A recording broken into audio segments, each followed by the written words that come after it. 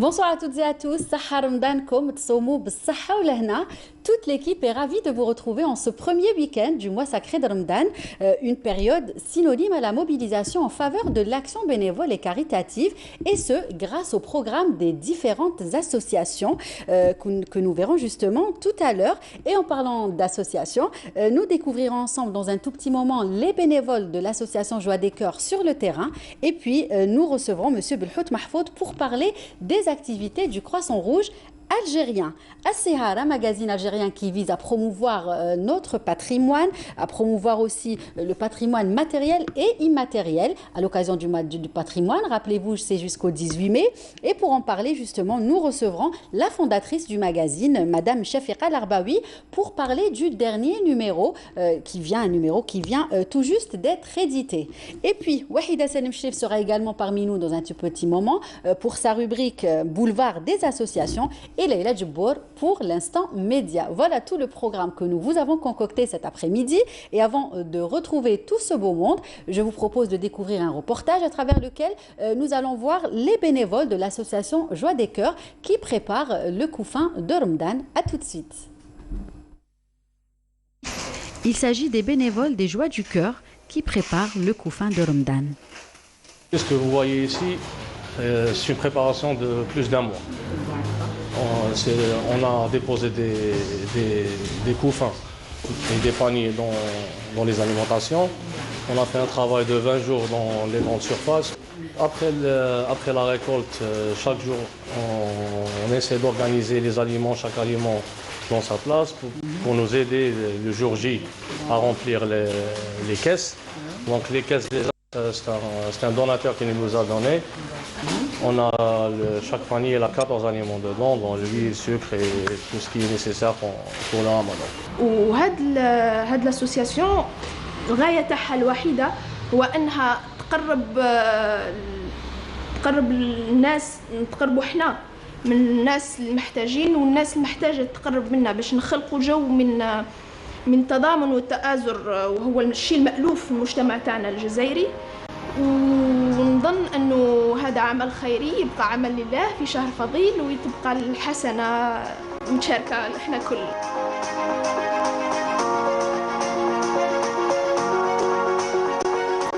Chaque année, Ramadan est une occasion pour le renouvellement de la mobilisation en faveur de l'action bénévole et caritative. Les membres de l'association Joie des Cœurs sont aussi présents sur les réseaux sociaux, un moyen rapide, gratuit et efficace pour communiquer leurs actions de solidarité.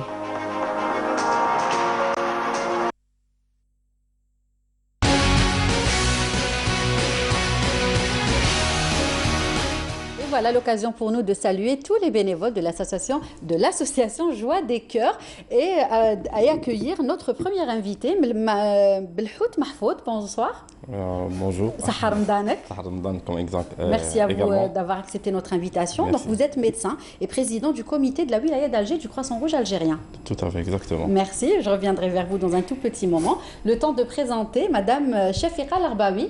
Bonjour madame. Comment ça va? Ça va, merci. Sahar Ramadan. Sahar Ramadan comme à tout le monde, et merci à Canal Algérie. Merci à tout le monde, à toute l'équipe, et voilà.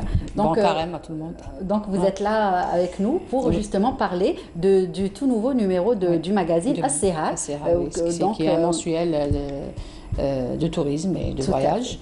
Tout à fait. Donc, oui, voilà. Donc, nous allons parler du deuxième numéro, n'est-ce pas? Très bien. Donc, je reviendrai vers vous dans un tout petit moment. Alors, Monsieur Belhout, Ramadan est synonyme, je le disais tout à l'heure, d'action caritative, de bénévolat aussi. Et le Croissant Rouge algérien aussi fait partie justement des institutions qui font beaucoup pour certaines catégories de la population, des catégories nécessiteuses plus exactement. Parlez-nous justement des travaux que vous avez entrepris avant le début du mois sacré de Ramadan.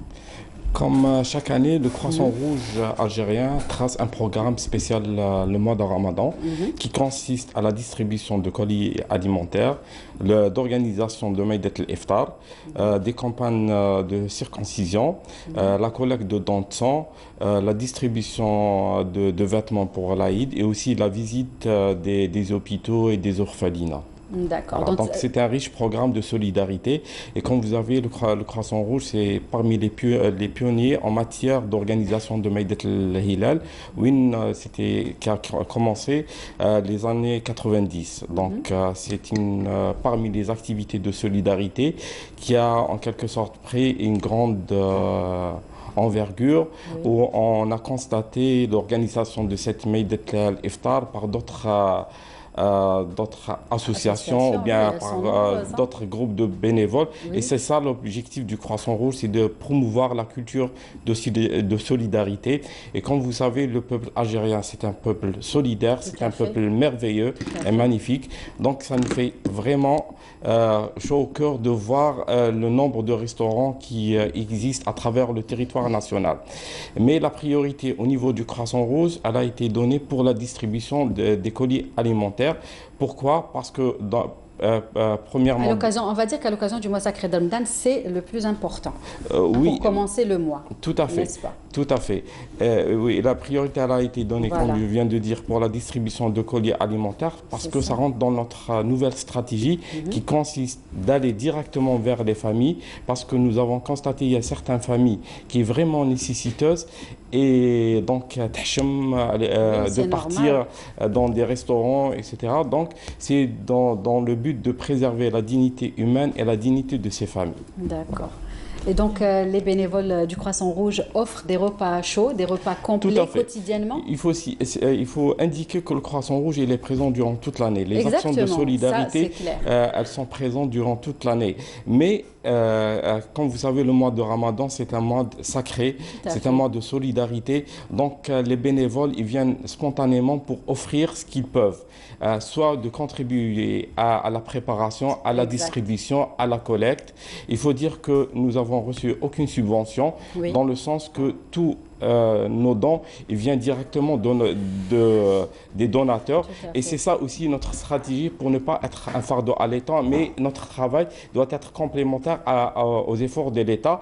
Et nous avons fait appel aux donateurs privés, aux donateurs publics, afin de contribuer à nos actions de solidarité. D'accord. Justement, en parlant de ces actions de solidarité, comment s'organise justement cette action du mois sacré de Ramadan? D'abord, elle commence par faire appel aux donateurs. Donc, comme je viens de dire, des donateurs privés ou bien publics ou bien des particuliers qui nous ramènent des dons. Ils sont en quelque sorte mis dans un dépôt, répertoriés. Et il y a aussi, avant de commencer à faire la distribution, on fait nos enquêtes sur les familles.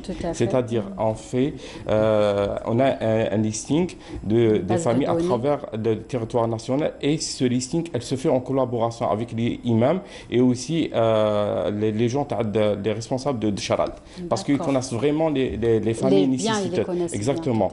Donc à partir de cela, après avoir établi le fichier, après avoir fait l'enquête bien sûr, après avoir collecté, donc on fait la distribution du colis alimentaire directement vers les familles. Il faut dire que le travail se fait durant tout le mois de Ramadan, parce que comme je viens de dire, il n'y a pas un budget spécial où on peut dire qu'on a tant d'argent qui sont destinés à 200 familles ou bien 2000 familles ou bien 200 000 familles. Donc selon l'arrivage, exactement, selon l'arrivage de temps. D'accord. Voilà. Et nous allons revenir au resto aussi. Où se situent les restos dans lesquels au niveau, ils sont situés à travers le territoire national. Et je peux dire au niveau de la wilaya d'Alger, il y a au niveau de l'Achour, il y a au niveau de Bab Hassan, il y a au niveau de Ruiba. Il y a aussi un restaurant, c'est avec la collaboration avec notre partenaire Orido, où ils ont ouvert certains restaurants à travers le territoire national, où le Croissant Rouge est partenaire. D'accord. Et justement, parlant de vos actions, notre journaliste est venu vous voir et a réalisé avec vous un reportage. Donc, je vous propose à vous, ainsi qu'à tous ceux qui nous regardent, de découvrir le reportage réalisé par Anissa Bouzid, et on revient tout de suite. Avec l'aide des âmes charitables et surtout les bénévoles, le Croissant Rouge ouvre chaque année des restaurants du cœur pour les plus nécessiteux. À l'instar de ce restaurant qui a été transformé en ce mois de Ramadan et accueille chaque jour des centaines de personnes. On appelle ça Maïdet el-Hilal de préférence. Au niveau d'un restaurant, tu as un donateur. un donateur d'un restaurant, hein, avec tout l'équipement. Mais tout ce qu'il y a ici, il appartient au Moule Restaurant, que je remercie beaucoup, y compris la cuisine, tout le matériel, l'équipement, les frigos, tout à notre disposition. Ayman, Radia, Foued et tous les autres bénévoles se sont mobilisés en ce mois sacré pour servir les plus démunis. Au menu aujourd'hui, shorba frik, shtet halham, ham lahlou, salade, bourek et pour le dessert, des fruits. On débute le matin, très tôt, on commence très tôt le matin. Les bénévoles sont partagés en 4 équipes. On a l'équipe le matin, à la cuisine. Après ça, il y a l'équipe de l'hygiène. Ils font le nettoyage, ils font le gros nettoyage. Et puis il y a l'équipe, le service, il vient préparer les tables, le service de la table, les tables et tout ça. Et puis il y a l'équipe, le lavage, l'hygiène, il vient laver la vaisselle, nettoyer. On a pensé, on a réfléchi, on a amélioré la prestation, on a préparé des écrits. Par exemple, les ingrédients de shorba au shfiram, les ingrédients le menu, le repas principal, qu'est-ce qu'il faut, le dessert, la boisson, la limonade, l'eau et tout ce qui s'ensuit, les dates, par exemple, le bourek, il y a des volontaires. Comme aujourd'hui, on a un volontaire au niveau du restaurant. Voilà. On s'organise comme ça. On a un grand groupe اللي رانا نعاونوا كيما كاين لي زيتيديون كاين اللي يخدموا كاين الاخر كل واحد اللي يساعدو نهار يجي فيه كاين ليكيب تاع الصباح وليكيب تاع العشيه. On est des amis, une grande famille. La deuxième famille تاعنا هذه هي نتلاقاو ماشي غير مع رمضان. عندنا d'autres activités اللي نديروها نروحوا للعياد. عندنا بزاف. هذا العام الباك ان شاء الله. قسم وقتي صباح زعما نقولوا نقرا ومن داك جوي المغرب هكذا نجي نعاونهم نعاودوا نولي للدار نقرا شويه وهذه هي. En plus de la distribution des repas chauds à la rupture du jeûne, le Croissant Rouge offre des colis alimentaires aux familles dans le besoin. Durant le mois sacré du Ramadan, le Croissant Rouge algérien a tracé un large programme de solidarité qui consiste à la distribution de colis alimentaires, l'organisation de restaurants Al-Hilal, les fêtes de circoncision, la distribution de vêtements et aussi la visite des hôpitaux, sans oublier la collecte de dons de sang. La priorité, elle a été, comme chaque année, la priorité est donnée à la distribution des colis alimentaires directement vers les familles afin de préserver la dignité parce que nous avons constaté qu'il y a certaines familles qui ne fréquentent pas les restaurants par dignité. Donc il faut savoir que le Croissant Rouge était pionnier dans l'organisation des restaurants Al-Hilal. Donc on a acquis une certaine expérience où nous avons élargi cela à travers nos différentes structures, à travers le territoire national. Les actions caritatives en tout genre se multiplient en ce mois sacré de Ramadan. Et le Croissant Rouge reste un acteur majeur de la solidarité.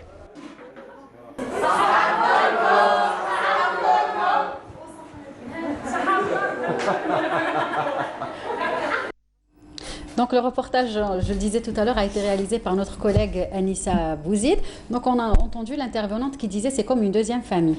Tout à fait, exactement. Moi, j'ai commencé avant de devenir président du comité de wilaya d'Alger en tant qu'un simple bénévole.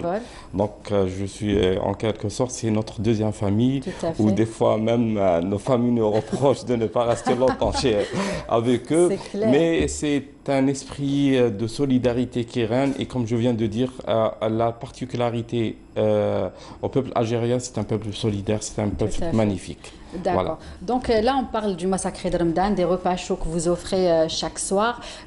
Aussi, plusieurs actions vont venir, que ce soit l'Eid, je pense, la circoncision le 27e jour, les t-shirts peut-être, ou même le Nas. Il y en a qui le font aussi, les Nas. Mais on peut dire qu'aussi que le Croissant Rouge algérien intervient partout où le besoin se fait sentir. Tout à fait, exactement. Voilà. Par exemple, je vous donne l'exemple par rapport de solidarité, où nous avons constaté lors de la couverture sanitaire des premiers secours que nous sommes en train de faire lors des marches du vendredi ou bien celles des autres jours, qu'il y a vraiment un élan de solidarité où il y a des gens qui viennent pour adhérer et le nombre d'adhésions a augmenté.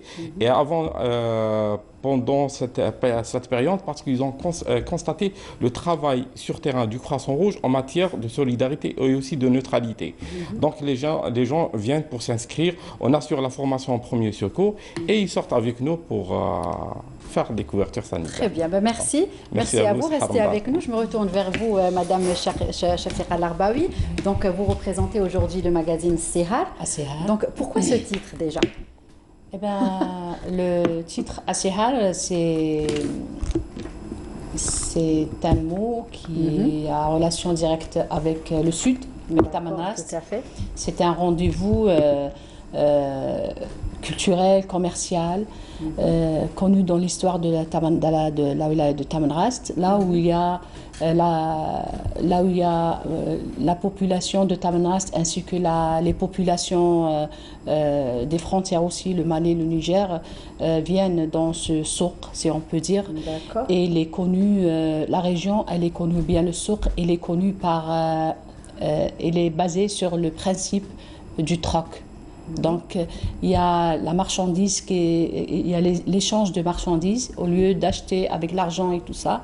Donc, les populations, les gens là-bas, ils font du troc, de la marchandise. Et puis, est devenu Sehar, ce lieu, cette occasion est devenue un rendez-vous pour l'échange culturel, là où il y a des chants, il y a de la danse, il y a des histoires, des échanges culturels entre les différentes populations, soit de Tamanrast qui viennent d'autres villes d'Algérie et ceux qui viennent des frontières aussi. D'accord. Et puis nous, comme il y a un festival aussi annuel, un festival annuel de Sehar, donc on a opté pour cet intitulé. Oui.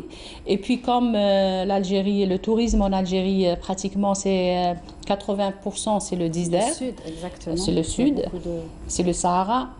On a opté pour ce titre afin d'interpréter la dimension sud, la dimension désert, la dimension Sahara dans le tourisme algérien. D'accord, très bien, très beau. Le mot est bien choisi, on va dire. Vous avez bien ciblé. Oui. Et puis avant, ça c'est vrai que c'est une nouvelle revue, bien c'est un nouveau magazine. Tout à fait. Mais avant on avait Siyaha. On l'a suspendu pour quelques temps, quelques mois, et on l'a repris cette année avec ce titre. Oui. D'accord. Donc quelles sont les rubriques principales du magazine? Pratiquement, le rubricage il est ouvert pratiquement. D'accord. Mais il y a des thèmes, il y a des axes, ou bien il y a des thématiques. À chaque fois, on revient sur, par exemple, sur les traditions, sur les sites touristiques, sur les différentes potentialités, les différents choix de tourisme en Algérie. Et puis, nous optons pour mettre en avant, mettre en valeur les métiers, par exemple, les métiers et puis les traditions de l'Algérie, car les traditions font partie du tourisme.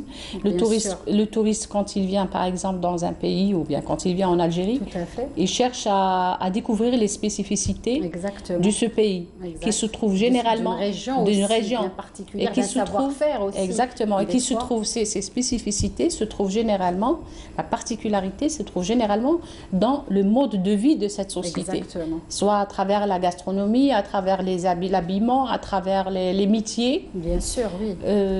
Certains métiers se perdent pour permettre aux gens Mais de on essaye à chaque fois, par exemple, chaque édition, elle sera thématique à un sujet, par exemple l'édition actuelle. Donc ça, il s'agit du premier numéro. C'est un magazine mensuel. Mensuel, on soit bien d'accord. Oui. Donc il s'agit du premier numéro qu'on a là entre les mains. Le deuxième va être bientôt disponible. Oui, il est dans l'imprimerie. Voilà. Pratiquement, il y a un tout petit retard, mais c'est clair. C'est normal, ça arrive. Mais il sera disponible dans les étalages à partir de mardi ou mercredi au plus tard. D'accord. Donc, est-ce qu'il y a des rubriques consacrées au mois sacré de Ramadan, à des traditions? Pratiquement, on n'a pas traité Ramadan dans sa... dans ce qui se fait dans les régions du Sud. On a pris...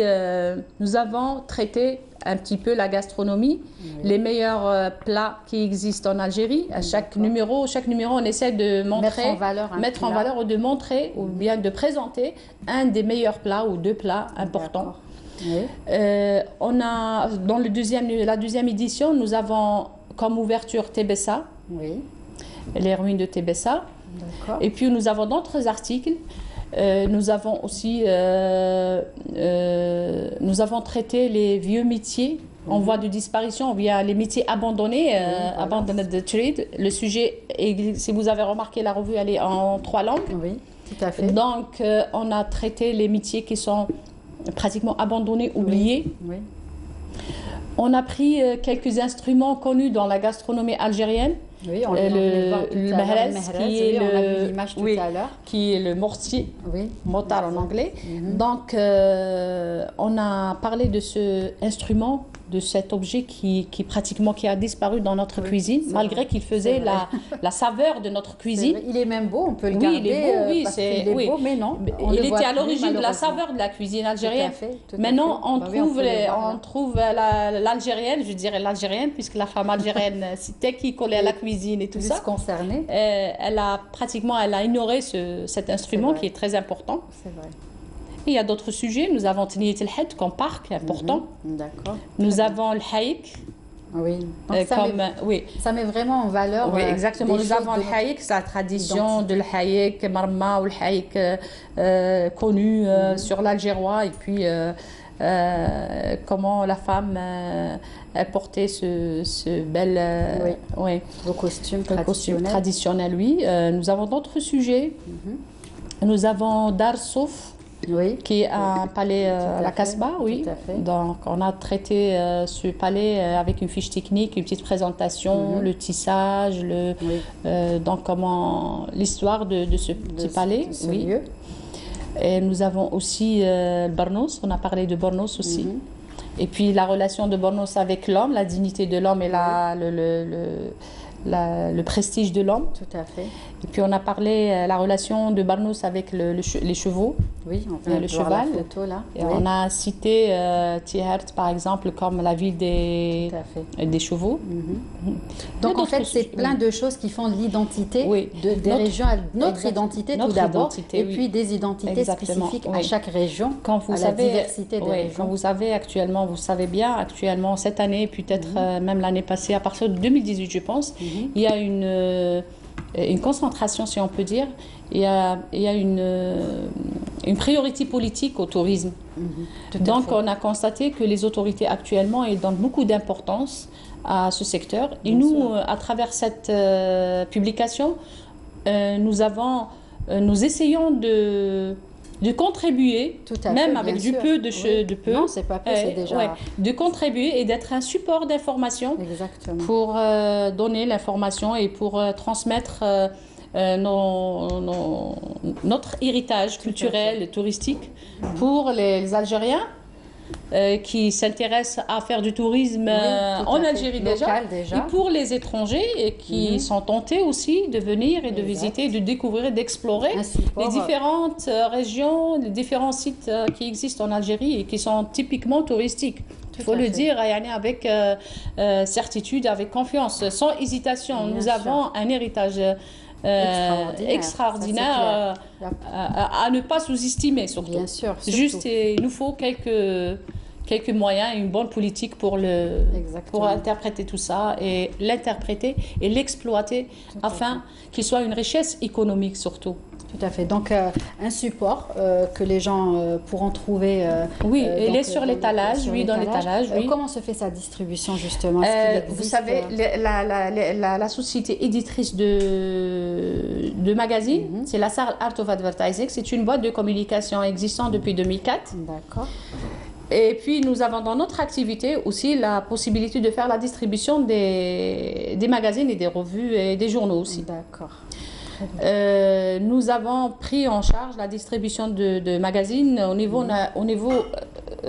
du centre, Alger, les wilayas de Parage et tout ça. Important. À l'extérieur, au ville intérieure, il y a d'autres sous-traitants qui s'occupent de ça. D'accord. Oui. Donc actuellement, c'est notre société qui fait la distribution de magazines. Donc on va le retrouver facilement si on veut l'acheter, si on veut le lire aussi, surtout, il y a plein de choses intéressantes. Donc rappelez-nous, le deuxième numéro sera disponible cette semaine-là? Oui, cette semaine-là, oui.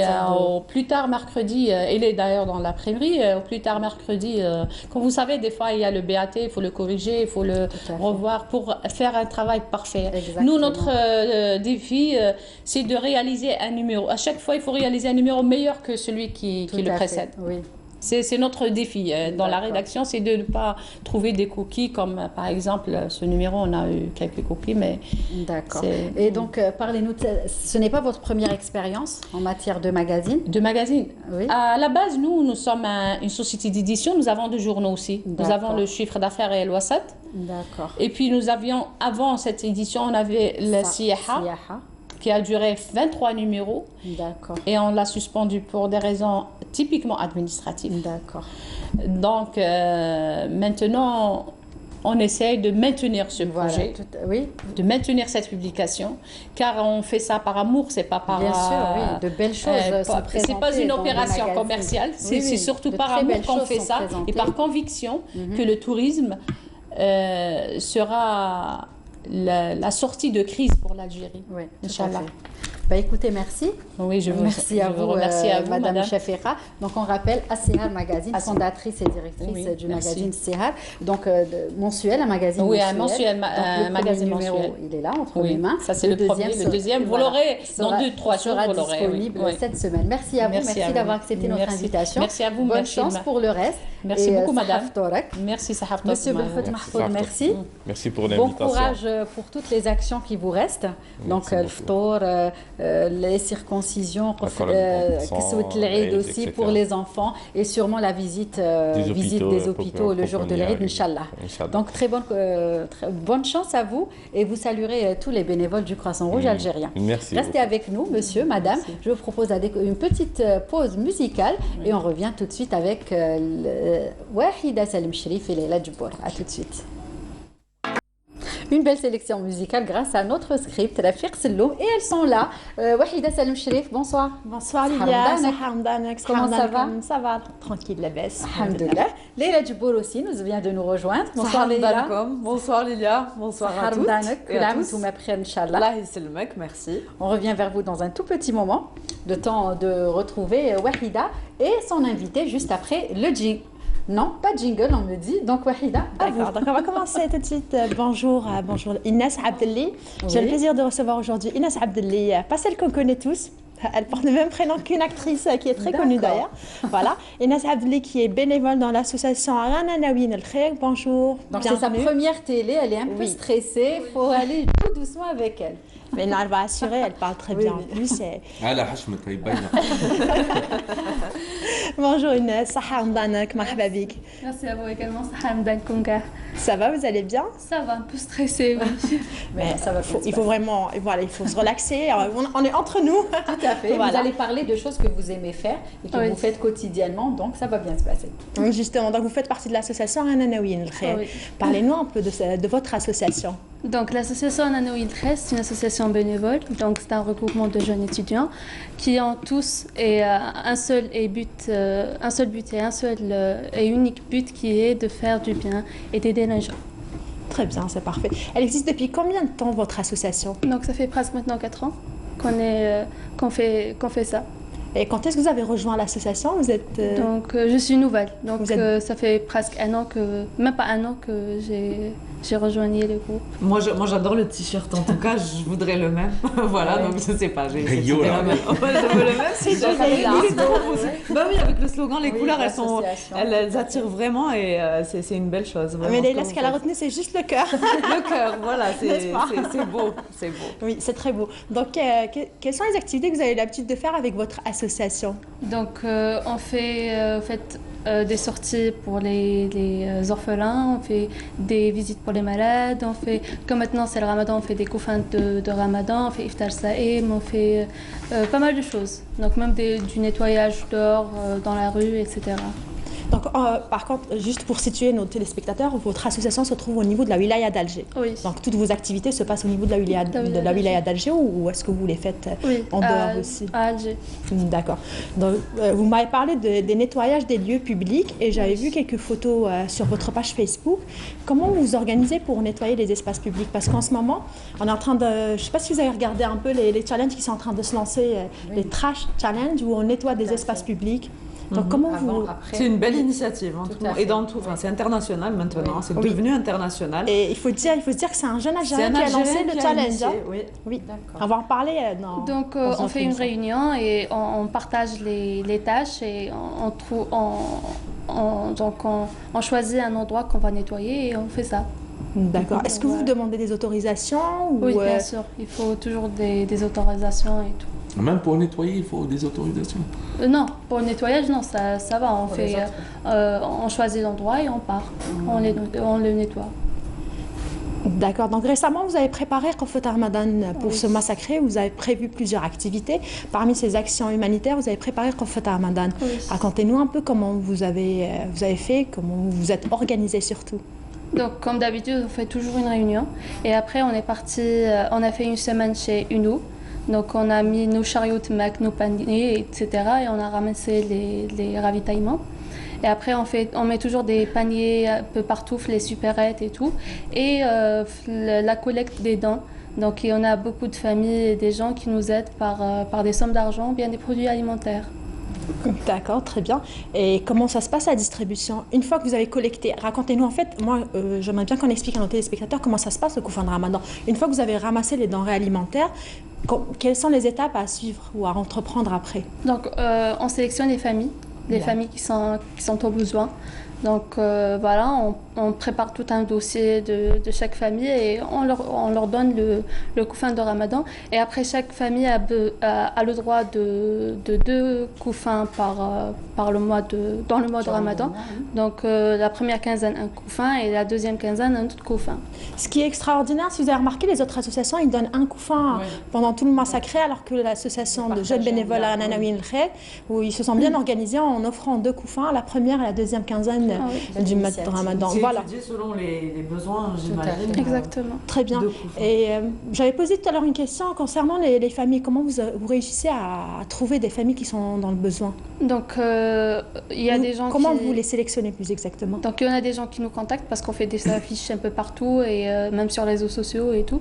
Donc, on nous contacte et aussi nos membres, ils connaissent des personnes qui sont vraiment au besoin. Donc, voilà, on prépare le dossier et voilà. Très bien. Vous avez distribué votre premier quota ou pas encore? Oui, donc on a distribué 120 koufins donc pour 120 familles. Et on a comme objectif plutôt 150 koufins et on a comme objectif 200 koufins. Donc il nous reste encore 50 koufins à donner. Inch'Allah, ça c'est le premier quota. Oui. Inch'Allah, vous allez faire même un peu plus. Et vous m'avez parlé d'un autre projet qui est Maïdat Ramadan Iftar Saïm. Exactement. Donc on fait ça à Mahdi Boualem, donc à la rentrée de Baraqi. Donc il y en a un bonhomme qui nous a prêté son restaurant. Donc on fait là-bas nos tables de Iftar Saïm et donc même ces employés qui sont en train de cuisiner pour nous, mais comme j'ai déjà mentionné, donc malheureusement notre budget ne sera pas vraiment très suffisant pour faire tout le mois du Ramadan. Donc c'est pour ça que je lance un appel à tous les gens qui nous regardent, s'ils veulent nous aider donc par des sommes d'argent ou bien même des produits alimentaires. Donc vous pouvez même nous contacter sur les réseaux sociaux et voilà. Les Algériens sont généreux. C'est quand on sort, on voit leur caddie à l'entrée des caisses. Et franchement, on voit des pâtes, de l'huile et des... Justement, j'allais parler de ce point-là. On a remarqué que plusieurs associations s'engagent pour des restos d'État Ramadan ou des restos du cœur, comme les appellent certains.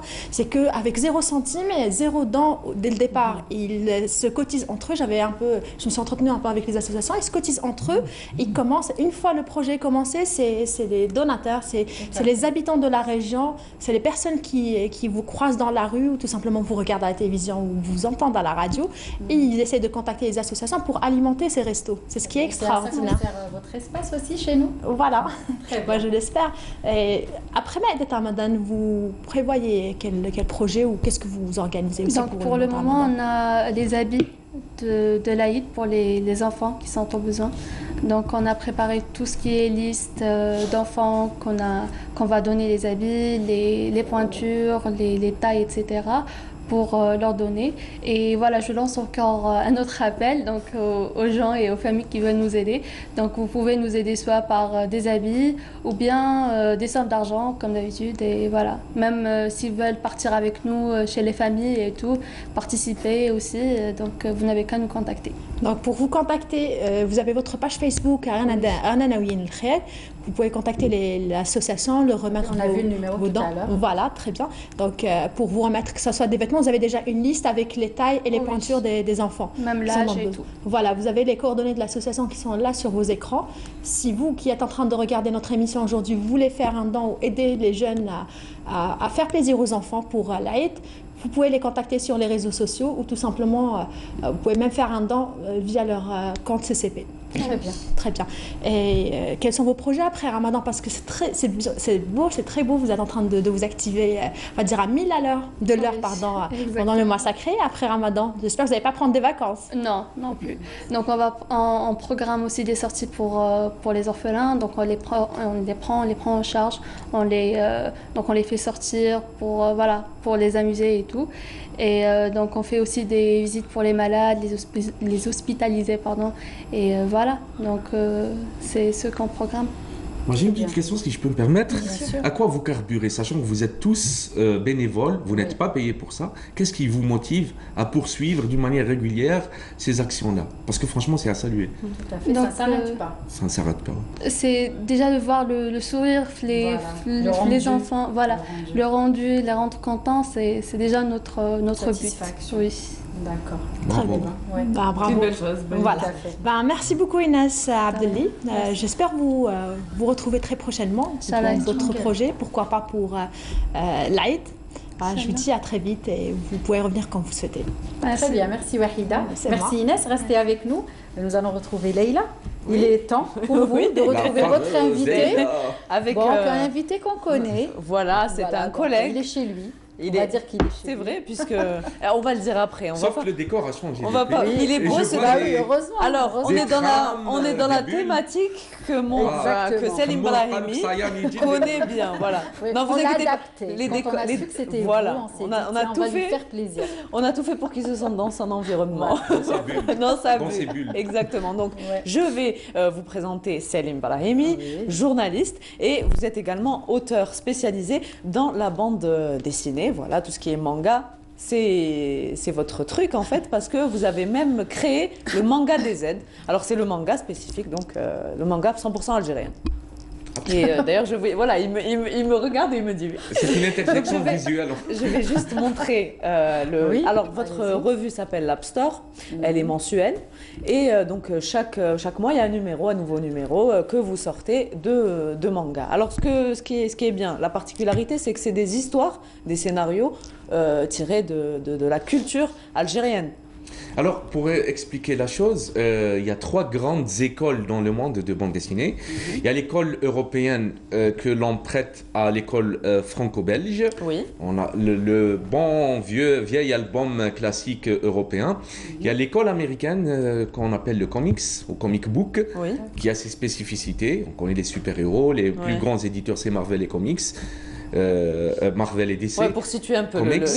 Et il y a le manga japonais. Bien sûr, il y a d'autres sous-écoles ou d'autres variantes qui est la variante manhwa et manhua, la Chine et la Corée. Mais principalement, on a ces grandes écoles-là.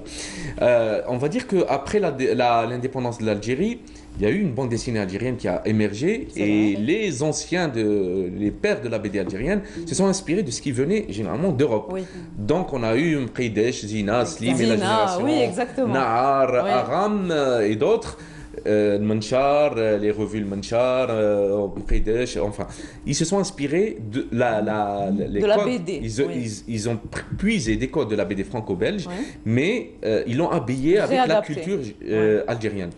Maintenant, nous, après la décennie noire, malheureusement, tout s'est arrêté, mais après, la nouvelle génération qui se connecte d'une manière répétée sur Internet, s'inspire de tout en fait, de tout ce qui vient de tout le monde, et ils lisent des mangas, ils regardent des animés. Bon, nous en Algérie, on a eu la chance à l'époque, quand on était jeunes, bon, je ne suis pas si vieux que ça quand même, on regardait Captain Majid, on regardait Captain Majid, Grandizer. Il y a même des gens qui refont C'était des animés tirés de mangas japonais, en fait, on ne le savait pas à l'époque. Ça, la princesse Sarah, c'est japonais. Même si... On a regardé tous ces dessins. Même si on l'a vu sans réellement savoir. On l'a vu en arabe, mais c'est vrai qu'on... Non, mais c'est japonais. Mais oui, c'est vrai. Non, parce que certains prêtent le manga à la violence. Non, pas forcément. Il y a de tout. Comme le cinéma. Et cette nouvelle génération s'inspire du manga beaucoup, même du comics aussi d'ailleurs. Et adaptent à la sauce algérienne ces bandes dessinées, ces mangas. Et ils créent des BD algériennes. Donc, alors, vous, justement, les héros parce sont que vous vouliez des héros algériens, vous vous inspirez donc des héros japonais, et vous aviez décidé de créer cette revue. Et en même temps, vous lancez à travers vos éditions des jeunes auteurs. Absolument. Donc vous les repérez à travers... comment ils font pour vous contacter Tu t'es bien documenté. Un peu, juste un peu. Alors l'aventure, ça a commencé dans un garage en 2007. Ça rappelle quelqu'un, un garage qui a bien fini d'ailleurs. Oui, bon, j'espère, je pense pas que on aura le même, mais bon, on travaille pour développer la chose. Donc ça a commencé dans un garage. Tout d'abord, on était une équipe réduite. Tout simplement, on s'est dit, c'était un challenge. On adorait le manga, la bande dessinée. Pourquoi on ne ferait pas ce genre de revue chez nous? Et ça a explosé après. C'était un marché vierge. Alors vous êtes le premier, le premier éditeur spécialisé dans la bande dessinée, oui, c'est vrai. Bon, maintenant, avant, il y avait l'éditeur public qui était la SNED, qui est maintenant l'ENAG. Il faisait de la bande dessinée. Mais c'était une aile, on va dire, de ses éditions, parce que c'est un éditeur généraliste. Mais quelqu'un qui fait que ça, c'est nous, c'est vrai. Alors là où c'était quand même la consécration, c'est quand vous avez vu vos œuvres, ou les œuvres de vos auteurs, qui étaient exposées au musée donc, de Kyoto, qui est le musée... Donc, c'était dans une délégation où on est parti à Angoulême, invité par le Festival international de la bande dessinée d'Alger, le FIBDA, et il y avait un chercheur du musée international... Pas n'importe lequel, oui. Itoyo, il s'appelle Itoyo, du musée international du manga de Kyoto. Il a vu... Au Japon, oui. C'était... On a commencé à regarder d'une manière très voyante. Il s'est dit, tiens, c'est quoi ça? On voulait lui offrir nos BD. Il a dit, j'achète toute votre collection. Il a insisté à la payer. Et il nous a dit, je vais l'emmener au musée international du manga de Kyoto afin de l'exposer et aussi de l'étudier. Il y a une parcelle de terre qui s'appelle l'Algérie, qui est loin, qui s'intéresse au manga, qui le sait. Étudier les messages, étudier aussi de quoi vous vous inspirez, c'est ça l'histoire. C'est l'humour algérien, la culture algérienne. On prend les codes, c'est tout. Les codes du manga, les codes, il y a par exemple la goutte d'eau avec laquelle on parle ou la veine qui ressort pour dire que c'est un personnage qui nerveux, qui est fâché. Enfin, ce genre voilà. Comme durant le mois de Ramadan, tout le monde. Oui, en plus ça. Notre culture se prête beaucoup au manga. Et donc, il a exposé. Et depuis, on expose un peu partout dans le monde. Mais quel a été l'accueil justement du public étranger par rapport à je vais vous dire, ça fait 2 ans au Festival international de la BD, il y avait une chercheuse dans une célèbre école d'art américaine, Swarthmore College, qui se trouve en Pennsylvanie, aux États-Unis. Elle a fait 3 thèses sur le manga algérien. Et elle est venue, elle a été financée Genre, elle n'a pas été invitée par l'Algérie, elle a été Elle est financée venue d'elle-même. Ouais. par son école pour faire ces thèses-là, ce travail. Donc ce travail est publié, elle s'appelle Alexandra Gaiden Turek, et elle a parlé de notre travail, des auteurs algériens, je le précise. Comment s'inspirer, comment s'inspire le manga DZ? Le manga DZ, c'est facile en fait. Vous avez vu derrière, là c'est un découpage très manga. Le découpage du manga est dynamique, et contrairement par exemple au découpage franco-belge qui est très carré, on a des cases qui se suivent et c'est très rigide et c'est un style. Hein, je ne dis pas que c'est mauvais. Et le manga, on a des cases qui s'éclatent, qui sont éclatées comme ça, des personnages. Tu peux avoir une case qui prend une double page. C'est très dynamique le manga. Et d'ailleurs ça ici, j'adore. Hein, c'est très. Attention, il va prendre peut-être droit d'auteur de Canal Algérie. Il va faire un plan avec le mur. Hein. Vous savez qui a pris le. On verra ça au prochain numéro, hein, si vous avez ou pas pris le décor. Alors, c'est sûr que là, j'ai envie de vous poser une question. C'est comment se porte le manga algérien? Est-ce qu'il est. En fait, vous posez une question très compliquée qui demande du temps, parce que le manga algérien fait partie de la production livresque de notre pays.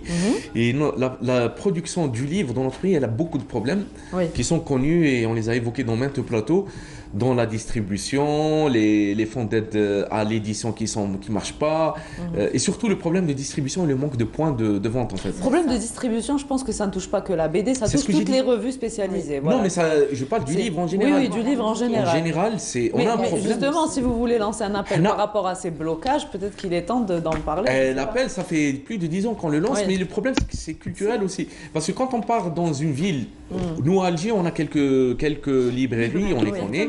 Mais il y a certaines villes, ils n'ont pas de librairie. Qui distribuent, on les connaît généralement. Et c'est vrai que chez d'autres personnes. Il y a des villes où on ne trouve pas. Et il faudrait que ça change. Je me rappelle un certain moment où il y a eu l'État a lancé un projet de ville où ils encourageaient l'ouverture de librairies dans chaque il y a eu quartier, cette mais initiative, ça n'a pas abouti malheureusement. On espère que ce genre d'initiative se renouvelle et qu'il y ait plus de librairies spécialisées qui s'ouvrent. Alors, c'est vrai qu'on vous voit, moi j'ai eu l'occasion de vous voir au Salon international du livre d'Alger, mais je vous ai vu surtout au FIBDA. Le FIBDA. Alors, le FIBDA où il y a des concours. Et expliquez-nous un peu toute cette communauté qui vient, parce qu'on les a vus déguisés, on les a vus et on les a beaucoup. Du cosplay. Du cosplay. Alors, le cosplay, qu'est-ce que c'est que ce concours? Alors, le cosplay, pour ceux qui sont restés terrés dans une grotte et qui n'ont pas vu le jeu pendant une vingtaine d'années, c'est le fait. Qu'est-ce que c'est? Oui. C'est le fait de confectionner. On n'est pas concernés. Non, je vous rassure pas. On sait ce que c'est que le film et le cosplay. Le cosplay, c'est confectionner. On va la voir. Vas-y, allez. Le cosplay, c'est confectionner soi-même son costume d'un personnage tiré de manga, de comics ou d'un jeu vidéo d'ailleurs. Ou d'une BD franco-belge, et même de la littérature algérienne, ou le cinéma, ou le théâtre algérien. On a mis un prix, c'est fait avec le concours de l'ONDA qui encourage ça. Donc il y a un prix algérien, on a vu une Fatma Nsoumer. On a vu des personnages incroyables. Des personnages américains, des Iron Man, des Superman, des super bien fait d'ailleurs, japonais, vraiment. Et les meilleurs gagnent.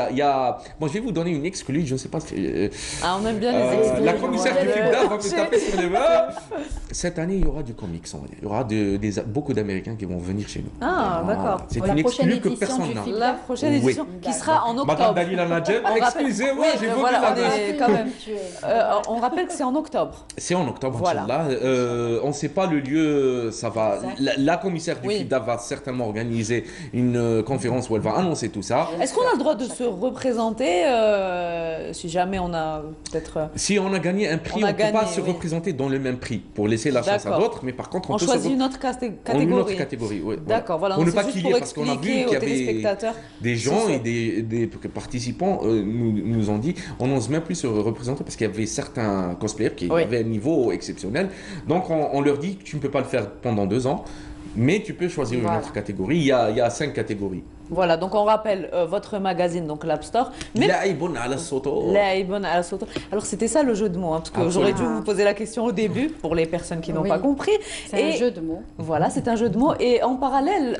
Et la couverture est algérienne, c'est un jeune de Annaba. Il faut dire que les auteurs nous envoient leurs projets des 4 coins du pays. Et vous, après, vous sélectionnez, vous faites une sélection. Les meilleurs, et on essaie de les éditer. Voilà. Et on pré-publie leurs planches sur l'App Store chaque mois. Et une fois que le projet arrive à maturité, c'est-à-dire si on a un nombre assez conséquent de planches, on les publie en album, en BD. Alors, je rappelle également que Selim Brahimi est journaliste sur Alger Chaîne 3, donc vous êtes chef de la rubrique culturelle sur Alger Chaîne 3. J'imagine que ça doit être quand même un travail prenant, parce que d'abord, vous essayez de jongler entre les deux, et vous y arrivez à merveille. C'est bien quand même je faisais de gérer une équipe à la Chaîne 3, gérer une équipe. C'est un plaisir. Quand on a une équipe aussi joyeuse que ça, pourquoi s'en priver?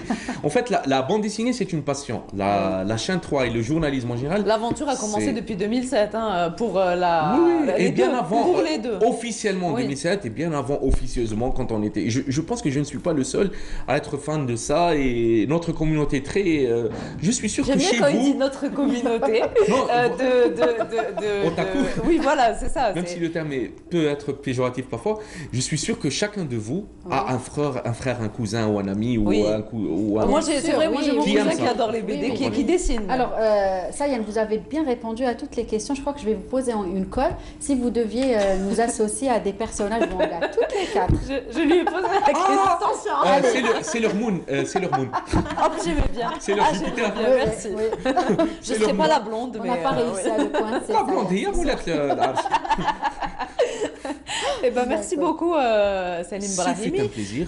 Voilà, donc le numéro, on l'a entre les mains, on le rappelle. C'est un mensuel. C'est un mensuel, mais il faut dire qu'on rate des mois parce que c'est difficile de financer tout ça. Mais on s'accroche, on essaye de faire. Il y a des difficultés, mais vous arrivez quand même. Nous, on le fait, même si on fait un par an ou les 2 par an, on fait.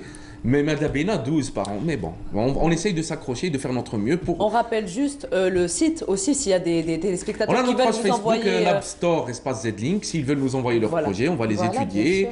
Et pourquoi pas les faire passer ici, parce que beaucoup d'auteurs primés sont passés ici à Canal Algérie. D'ailleurs, toujours le cosplay, on les fait passer en exclusivité toujours ici. Dès le mois d'octobre, on a toujours vu ces personnages. Alors, j'ai dit la sécurité, à chaque fois, ils jouent ici, ils prennent des selfies. Ah oui, bah c'est sûr. Tout le monde de voir ces costumes, on n'a pas l'habitude. C'est impressionnant. Non, mais en plus, les Algériens, il faut dire, bon, c'est pas qu'en Algérie. Trop bien fait. Oui, non, mais en Algérie, au début, quand mais après, ils commencent à devenir normaux. Les gens, au début, ils voyaient ça d'un œil étrange. Maintenant, ils viennent, ils prennent des selfies avec eux, ils leur posent des questions. Il y a des mamans qui aident leurs enfants à coudre. À confectionner les costumes, oui, effectivement. Ça commence. Et en plus, le cosplay, c'est pas juste pour amuser la galerie. Ce n'est pas un mal de s'amuser, mais c'est surtout pour préparer les costumiers de demain. Parce qu'on a un manque de costumiers du théâtre ou du cinéma ou des séries. Et certains donc après, ces personnes-là sont rappelées peut-être. Certains font des costumes maintenant pour les séries. Oui, ils font je ne le sais. des comédies. Oui. Et ils ont des prix. De votre grotte. La grotte à Kerté. La grotte, je crois, oui, qu'on va sortir de la grotte. Voilà, Selim Brahimi, ça nous a fait plaisir de vous avoir de nous avoir tous ensemble. Voilà, donc Leïla disait tout à l'heure que vous vous chargez aussi de la rubrique culturelle à la Chaîne 3. Donc, est-ce que vous pouvez un petit peu nous dire de l'ambiance des soirées ramadanesques? Alors, pour ma part, la rubrique culturelle, on se réunit et on se partage les couvertures. On essaie de voir ce qui se passe. Bien sûr, une grande partie est menée ou elle est guidée par l'actualité, c'est clair. Mais aussi, on crée des sujets. Il y a le factuel et à la création de sujets. On crée des sujets. Pour ma part, hier, on est une équipe, mais pour ma part, j'ai eu la chance d'assister à l'ouverture du 21e Festival européen hier avec Jamal Aroussi. La soirée d'ouverture de la 20e édition. Et la chorale du Vivre Ensemble. Donc, il a réuni des étudiants de différentes couleurs, de différentes religions, de différentes couleurs musicales et artistiques. Et ils chantaient à l'unisson le Vivre Ensemble. Et il y avait des Algériens et des compatriotes qui sont étudiants ici, qui sont venus d'autres... Ils sont venus assister à l'événement, c'est une belle soirée. Magnifique.